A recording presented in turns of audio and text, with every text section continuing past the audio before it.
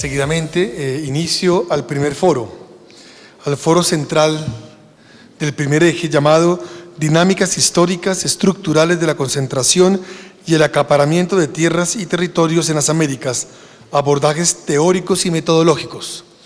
Llamamos entonces a la mesa principal a Mark Edelman, a Catherine Legrand, a Carmen Diana Der y al profesor de nuestra universidad, Darío Fajardo.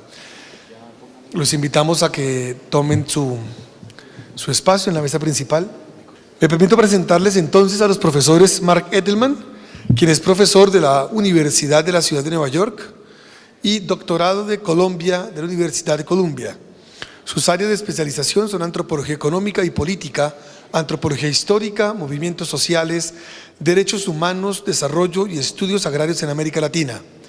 Su trabajo de los últimos años se concentra en el cambio en la tenencia de la tierra, los patrones de uso de la misma, sistemas productivos, relaciones de clases rurales y movimientos sociales en Centroamérica. Seguidamente tendrá intervención Catherine Legrand, quien obtuvo su doctorado en Historia en la Universidad de Stanford, en California, y también recibió su maestría en Estudios de América Latina en la misma universidad. Ella ha sido presidente de la Asociación Canadiense de Estudios de América Latina y el Caribe. Actualmente es profesora de Historia de América Latina en la Universidad de McGill en Montreal. Autora del libro Colonización y Protesta Campesina en Colombia, 1850-1950, y de varios artículos sobre conflictos de tierras en regiones de frontera agraria, ley, cambio agrario y ciudadanía en Colombia, y la historiografía de la violencia de los años 50 y del fin de siglo de Colombia.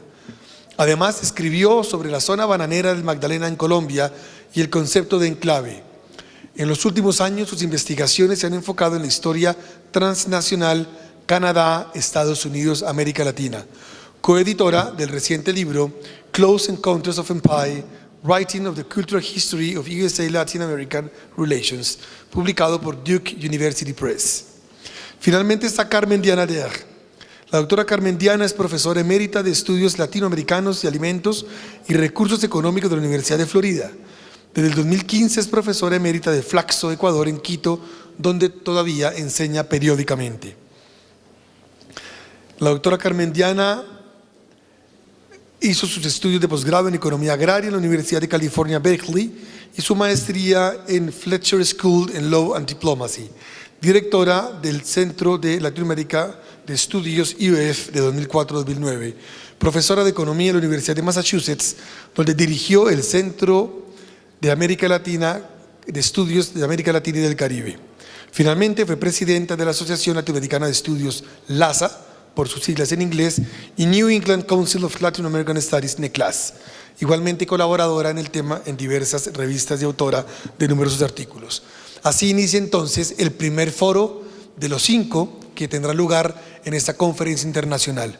Con ustedes el profesor Darío Fajardo, antropólogo, investigador, historiador y columnista de nuestra universidad, de la Facultad de Ciencias Sociales y Humanas y del Centro de Investigaciones sobre Dinámica Social. A todos ustedes, bienvenidos a nuestra casa de estudios, y Darío, a ti la palabra. Quería primero que todo hacer un reconocimiento a todas las personas que hicieron posible este encuentro.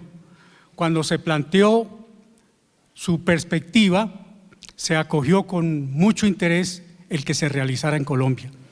La convergencia de este evento con el proceso de paz que está adelantándose en La Habana es un motivo de interés, pero no solo de interés, del interés de la academia, sino de afecto, de solidaridad, y a esto quiero yo darle una especial importancia. Estamos requeridos de esa solidaridad, de ese afecto, para que nuestro proceso siga adelante. Quiero también destacar que esa convergencia del mundo académico con el mundo de las organizaciones sociales en torno al proceso que estamos viviendo en Colombia no solamente habla hacia los conflictos que vivimos en nuestro país, tiene eco en el llamado que ha sido hecho para que América Latina sea una región de paz. En el riesgo inmenso de esa guerra mundial que, como lo señalaba el Papa ya está avanzando la posibilidad de que Colombia abra una ruta de paz.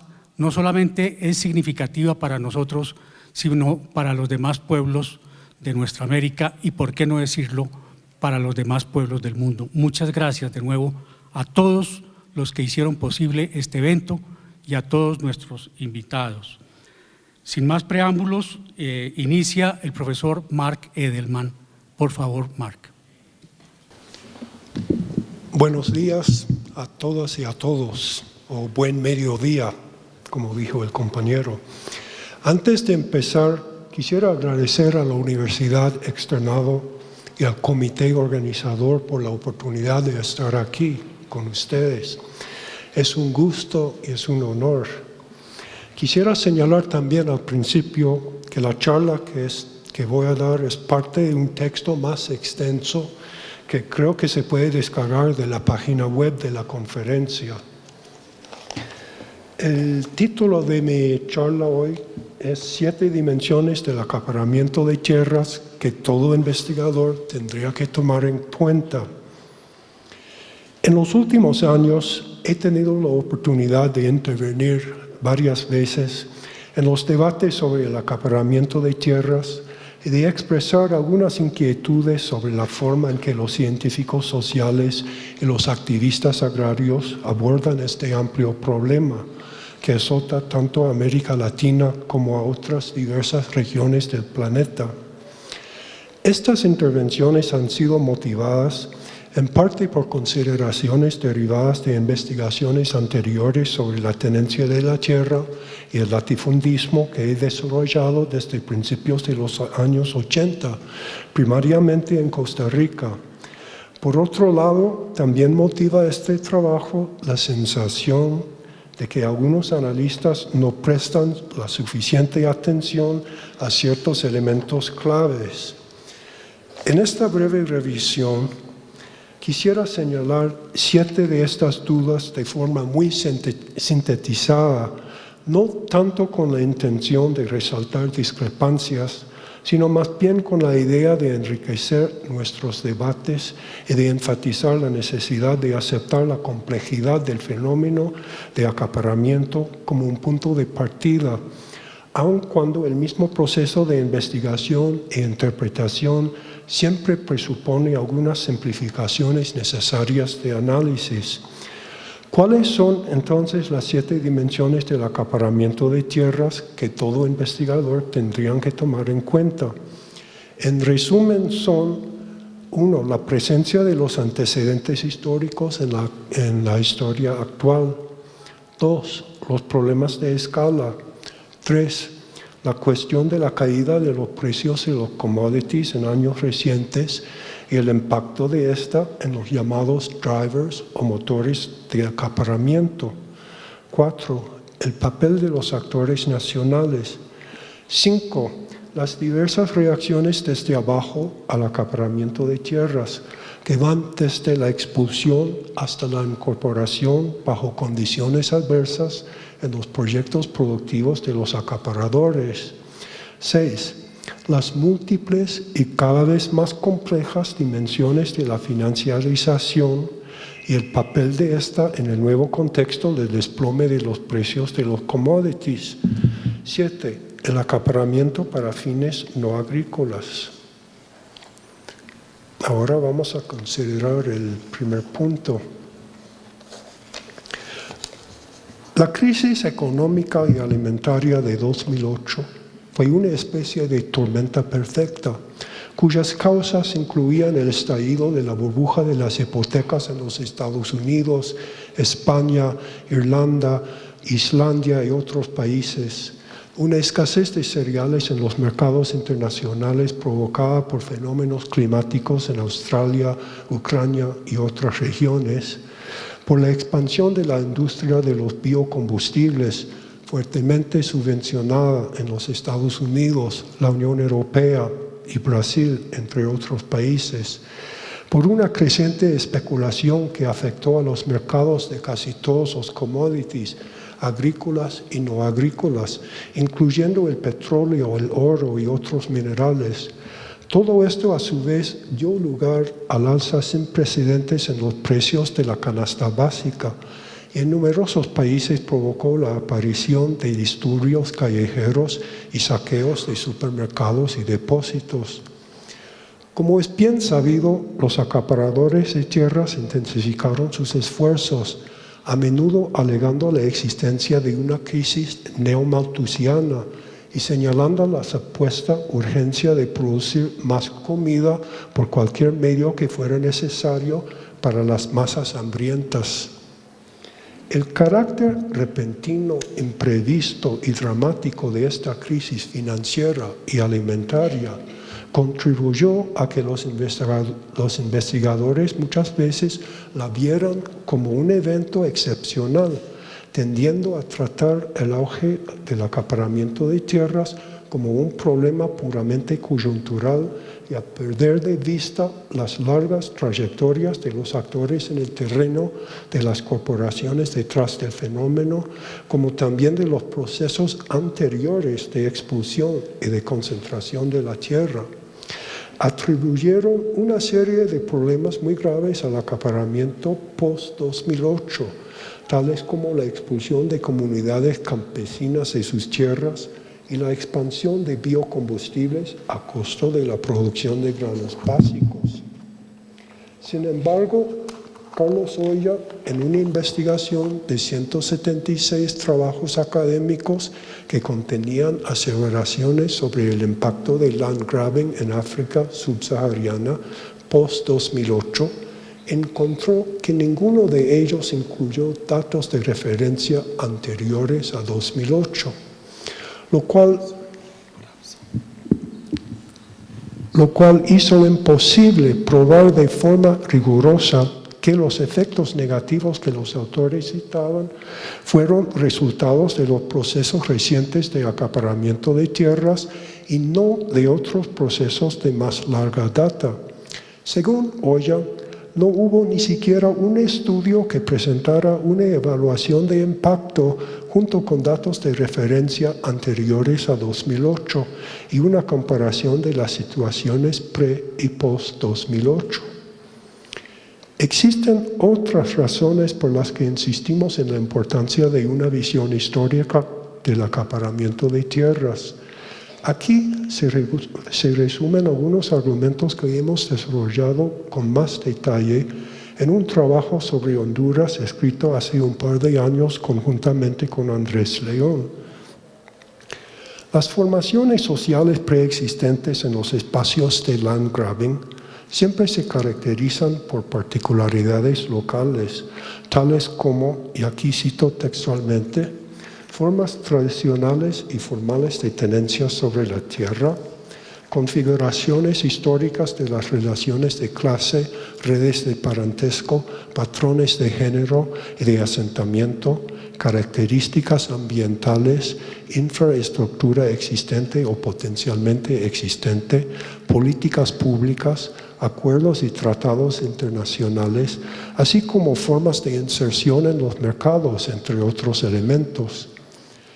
Tanto los grupos sociales arraigados en estos territorios como los estados que pretenden gobernarlos tienen sus repertorios históricos de contención política, los cuales también pueden influir en la viabilidad o en el fracaso de un intento determinado de acaparar tierras. La historia, entonces, es parte de la actualidad y condiciona fuertemente el presente.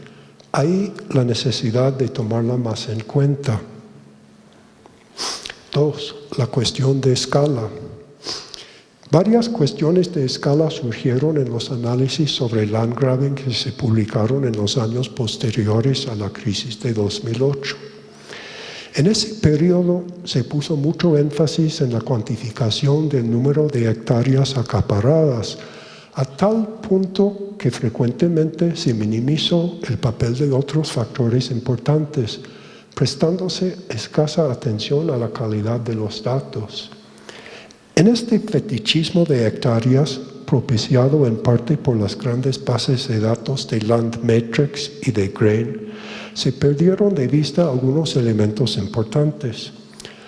Primero, los acaparamientos más grandes no necesariamente eran asociados con los procesos de despojo y de desplazamiento más violentos y conflictivos, algo que quedó muy claro en el caso hondureño que analizamos con Andrés León y también en el análisis que hizo Schoenfeld sobre el acaparamiento de tierras en África. Este último autor advierte que las concesiones de tierras más grandes siempre son destinadas para la explotación forestal y extracción de madera, un uso cuyo impacto en las comunidades circundantes tiende a ser mucho menor de lo que sería en el caso de tierras más grandes, siempre son destinadas para la explotación forestal y extracción de madera, un uso cuyo impacto en las comunidades circundantes tiende a ser mucho menor de lo que sería en el caso de proyectos agropecuarios o mineros. Al mismo tiempo, la inclusión de estas grandes concesiones en las bases de datos de Landmetrics y de GRIN tiende a sesgar las tendencias globales, aumentando estrepitosamente el número total de hectáreas acaparadas. Además, la escala de algunos de los proyectos que figuraban en los primeros informes sobre land grabbing era tan exagerada que era poco probable que resultaran, y los investigadores raras veces prestaron atención y todavía prestan poca atención a las posibles deseconomías de escala que podrían afectar fincas de varios cientos de miles de hectáreas. Segundo, en varias partes del mundo, tales como la India y África del Este, los procesos de acaparamiento frecuentemente ocurren a través de una serie de compras y expulsiones de muy pequeñas parcelas, manejadas por corredores o a veces por el Estado, con ambos trabajando al servicio de los compradores finales. Este trabajo de hormigas no es siempre muy visible o muy rápido, por lo que los investigadores tienen que estar en el terreno para detectarlo y entenderlo, a pesar de que tales procesos hayan generado grandes desplazamientos de población e importantes movimientos de resistencia.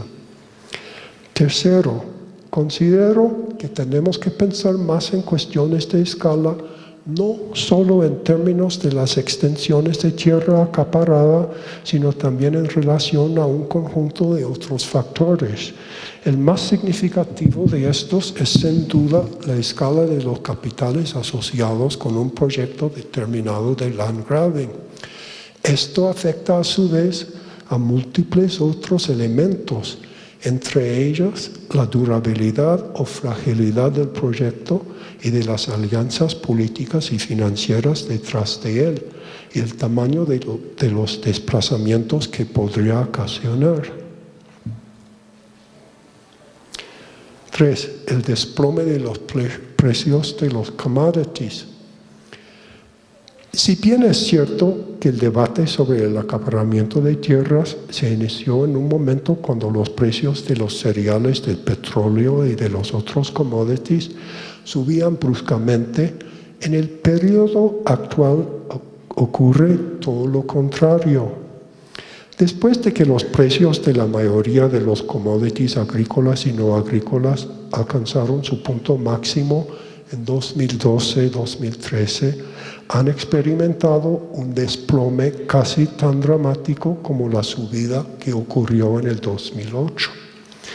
El carácter súbito e imprevisto de la crisis financiera y alimentaria de 2008, al cual ya nos referimos, condujo a que los investigadores desarrollaran una visión tal vez un poco simplista de los drivers o motores de acaparamiento de tierras. La ONG GRAIN, que en 2008 fue la primera organización en poner la voz de alerta sobre la nueva ola de land grabbing, emitió un nuevo informe en 2016 en el que sostuvo que en el contexto de la baja de los precios de los commodities, y aquí cito el informe, el número de transacciones de tierras sigue creciendo, pero el crecimiento se ha desacelerado desde el año 2012. En particular, varios de los más grandes megaproyectos han colapsado, lo que resulta en una disminución en el número total de hectáreas. Parte del problema, al menos en América Latina, reside en la sobredependencia de muchos países en los ingresos derivados de los recursos energéticos y minerales, en el impacto contraintuitivo que la caída de los precios ha tenido en ellos. En efecto, a medida que han bajado los precios de los commodities y los ingresos de los gobiernos por concepto de rentas petroleras, minerales y otras, han surgido dos tendencias preocupantes. Por un lado, los gobiernos y las empresas aliadas con ellos están intensificando la búsqueda de nuevas fuentes de divisas derivadas de actividades extractivas, tratando de compensar los bajos precios con un incremento en volumen. Y por otro, siguiendo la misma lógica extractiva, están enfatizando cada vez más la producción agrícola de exportación de alto valor agregado, incluyendo los llamados cultivos flexibles, tales como la palma africana, la soya y la caña de azúcar. Ambas tendencias significan que la presión sobre las tierras de las comunidades campesinas, indígenas y afrodescendientes sigue siendo fuerte aún después del fin del boom de los commodities.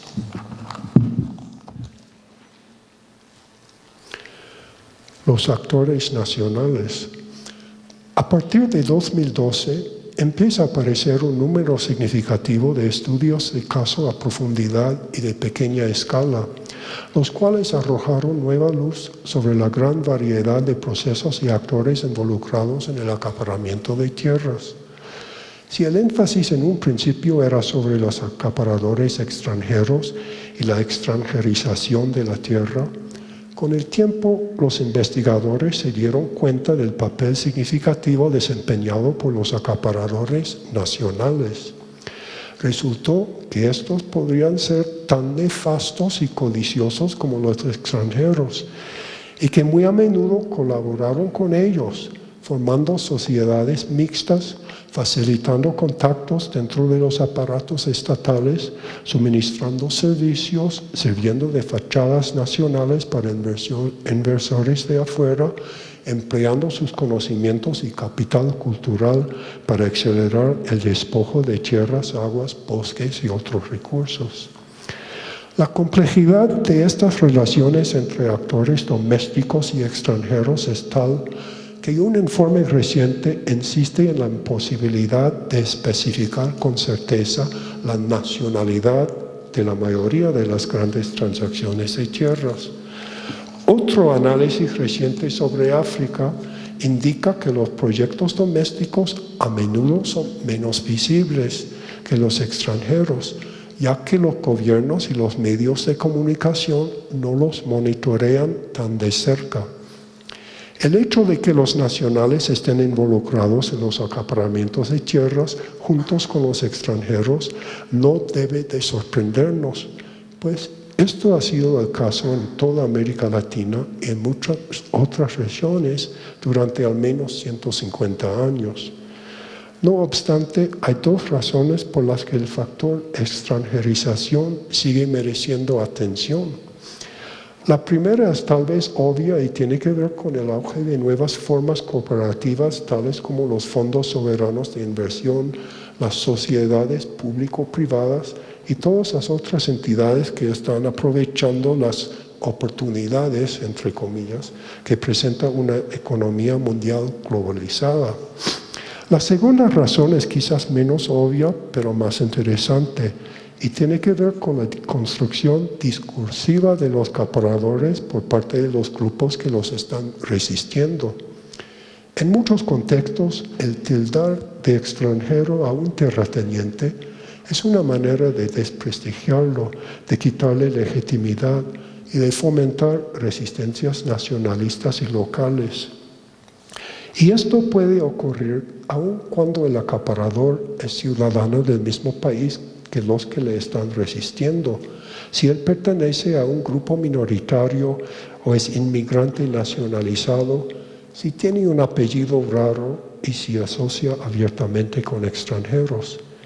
El acaparador más grande y más notorio de Honduras, por ejemplo, Miguel Facusé, es de ascendencia árabe, pero proviene de una familia que tiene más de un siglo de presencia en el país.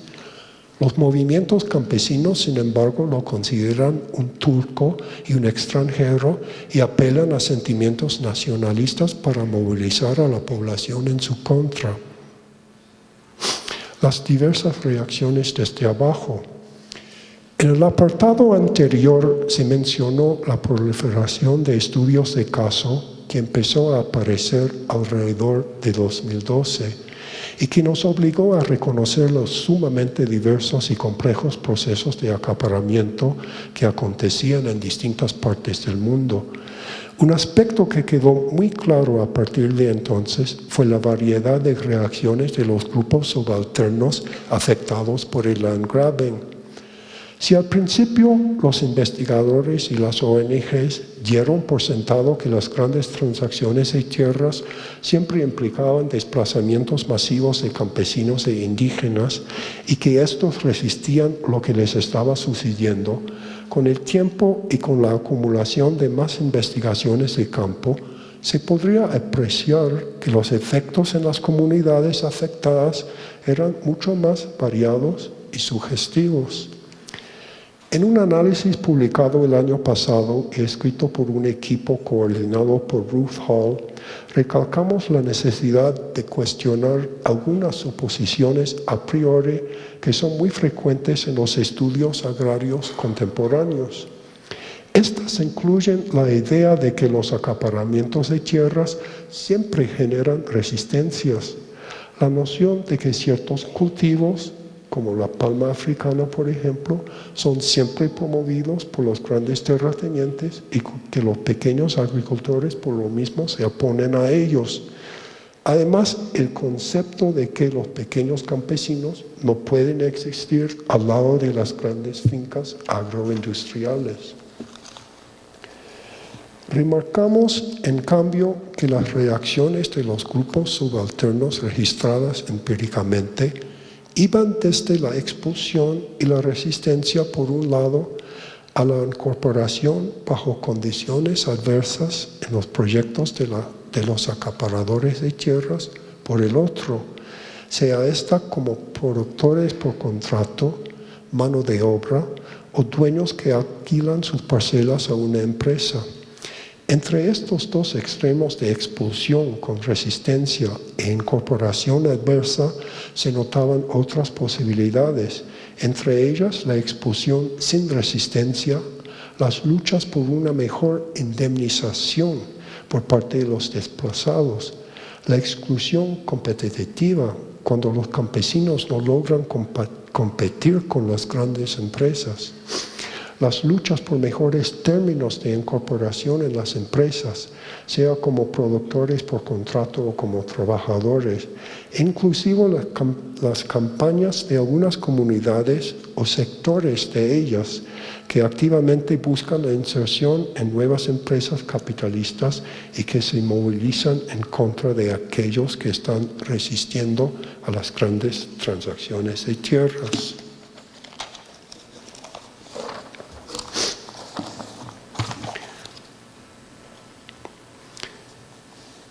La financiarización de la tierra.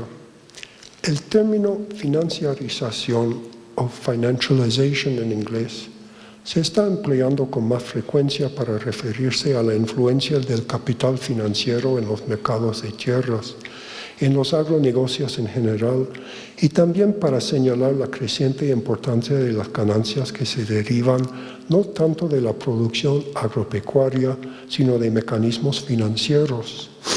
Aún después de los estudios pioneros sobre el tema de Fairbairn, Clapp, Knuth y Sippel, tengo la impresión de que no hemos podido hacer más que rascar la superficie del asunto. Las bases de datos, por ejemplo, que pretenden documentar a los actores y cuantificar la extensión en hectáreas del acaparamiento de tierras, tales como el Land Matrix, generalmente se enfocan en las compañías detrás de los distintos proyectos y prestan poca o ninguna atención a sus fuentes de financiamiento. Los investigadores han subrayado la importancia de las alianzas entre la banca internacional y las instituciones multilaterales, tales como el Banco Mundial por un lado y los acaparadores de tierras por otro. Han señalado además el papel que juega la tierra como una protección, cobertura o hedge en la diversificación de los portafolios de inversiones de los grandes fondos de pensiones y de otras inversiones institucionales e individuales.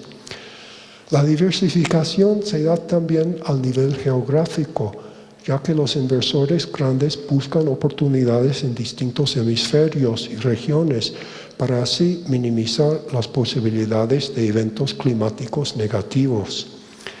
Como es bien sabido, los precios de la tierra no tienden a fluctuar de la misma manera que los precios de los bonos y las acciones. Así que al inversor astuto se le aconseja mantener una proporción de su valor neto en forma de propiedades agrícolas.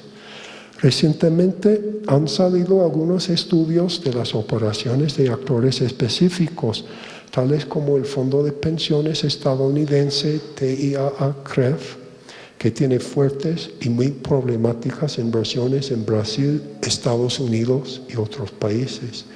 Y también de una serie de corporaciones europeas que están propiciando el acaparamiento de tierras fuera de la Unión Europea. Para un investigador o inclusive un sofisticado equipo multidisciplinario de investigación, resulta sumamente difícil destapar este complejo entramado de relaciones financieras y comerciales, sobre todo porque las empresas frecuentemente son entidades ficticias o instrumentales, inscritas en paraísos fiscales donde hay poca transparencia y donde reina la opacidad. Y los flujos de préstamos y de beneficios se esconden intencionalmente de la misma manera. Comúnmente las actividades de las personerías jurídicas de las empresas involucradas abarcan varias jurisdicciones, complicando aún más la tarea de descifrar sus estructuras. Creo que es importante ver este reto y esta complejidad como un indicio de un proceso más amplio, la ascendencia desde los años 80 de un capitalismo caracterizado por un nivel mínimo de regulación y por un fuerte sesgo a favor de los sectores financieros y de bienes raíces a costo de los sectores productivos. A mediados de los años 70 en Estados Unidos, por ejemplo, se cambiaron los reglamentos de los grandes fondos de pensiones públicas, favoreciendo así una diversificación de sus inversiones más allá de los bonos estatales que habían constituido su fundamento económico hasta ese punto, e inyectando grandes sumas de dinero en sectores no tradicionales, primero acciones, luego bienes raíces comerciales y eventualmente instrumentos mucho más oscuros y arriesgados. Hay que entender también las dinámicas fiscales detrás de la nueva ola de acaparamiento de tierras, un tema que los investigadores apenas hemos abordado. Los acaparadores frecuentemente invierten en tierras en el exterior para esconder recursos de las autoridades fiscales de sus países, mientras a la vez benefician de jugosas concesiones fiscales de los gobiernos anfitriones. En los años 80 en los Estados Unidos y en muchos otros países se inició una reducción importante en los impuestos sobre plusvalías o ganancias de capital, en menor grado sobre las ganancias ordinarias de las corporaciones. Estos cambios han beneficiado a los sectores financiero y de bienes raíces a costas de otros sectores de la sociedad y otras fracciones de capital. Se prestan también para la proliferación de nuevas modalidades de inversión, tales como los REIT, Real Estate Investment Trusts, una especie de fondo inventado en los Estados Unidos y que ahora existe en al menos 30 países. Los REIT invierten en portafolios de propiedades, cobran altas comisiones de entrada y no pagan impuestos. Por ley, tienen que repartir el 90% de sus ingresos a los socios cada año. Y son estos los que tributan, supuestamente, cualquier impuesto sobre plusvalías. En los últimos 15 años, los REIT experimentaron primero una expansión desmesurada y muy recientemente el estallido de una burbuja especulativa. Sin embargo, desde aproximadamente el 2000 han sido un motor importante del alza en los precios de la tierra y de los bienes raíces en general. El economista Michael Hudson ofrece algunas observaciones sobre la financiarización que deberían incitarnos a la reflexión. Según Hudson, aproximadamente un 70% de los préstamos bancarios en los Estados Unidos y el Reino Unido son para bienes raíces urbanos y rurales, y además un 80% de las plusvalías en los Estados Unidos derivan de alzas en los precios de tierras. Él sugiere que estamos presenciando el nacimiento de una nueva etapa de capitalismo, basado en una integración sin precedentes del capital financiero y la posesión de tierras, a la cual él llama la sociedad neorrentista.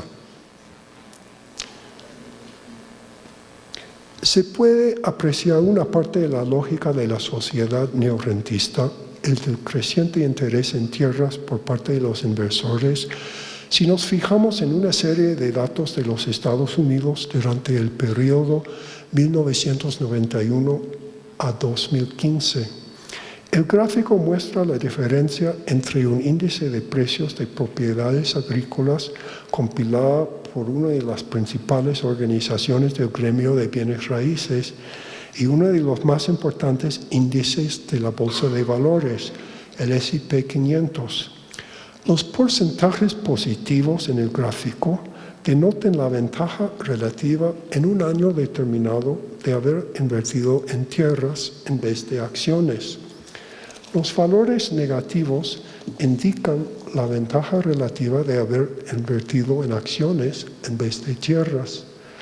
Un aspecto interesante que revelan estos datos es que los incentivos para invertir en tierras como una cobertura o hedge empiezan a ser muy fuertes no a partir de la crisis financiera de 2008, que es el punto de partida para casi todos los análisis de land grabbing, sino desde el periodo posterior al fin del boom de los dot-com en 2000. En efecto, durante los años 90, con la excepción de 1994, no hubo ninguna ventaja en invertir en tierras en vez de acciones. A partir de 2000, en contraste, la tendencia se torna positiva en la mayoría de los años, con ganancias espectaculares en algunos años y con pérdidas en los años negativos menores de las que hubiera durante los 90.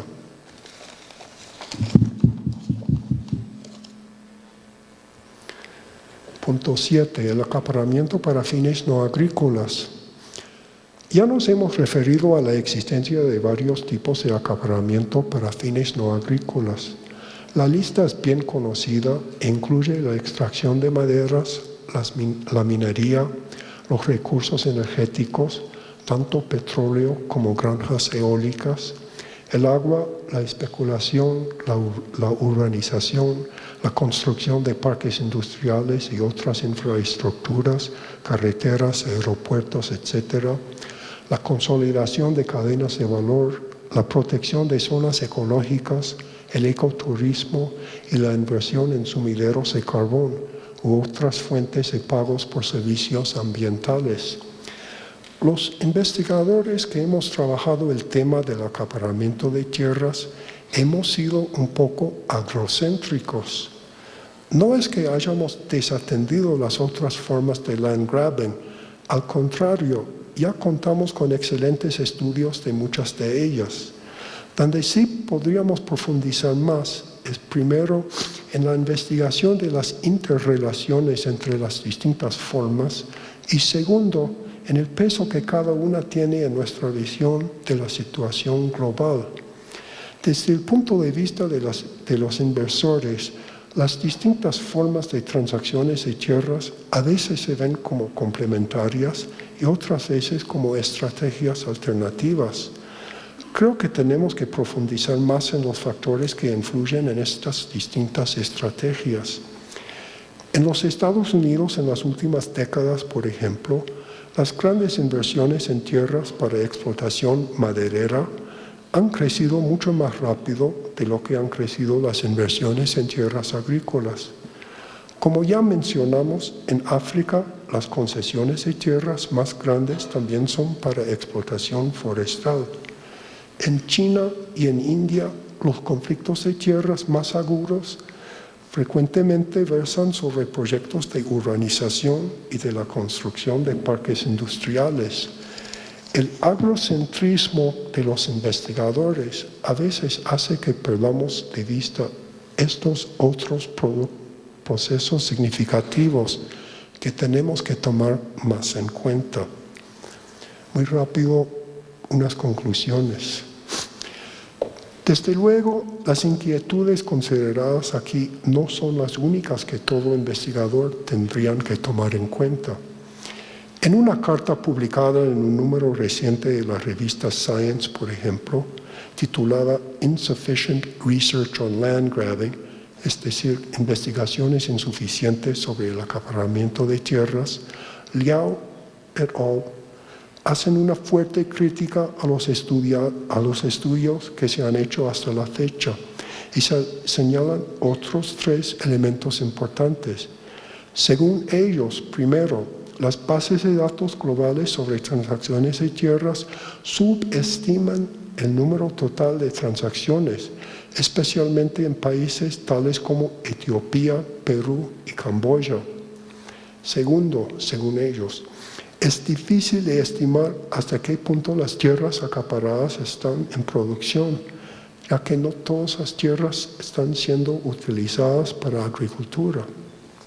Y tercero, los hallazgos reportados en la literatura académica se apoyan en muestras que no son estadísticamente representativas de la gama completa de las condiciones geográficas, las diferencias socioeconómicas y los arreglos contractuales que pueden influir en los desenlaces de distintos intentos de acaparar tierras. El repaso que hemos hecho en los apartados anteriores nos deja con varios interrogantes y retos, algunos de los cuales ya hemos enumerado.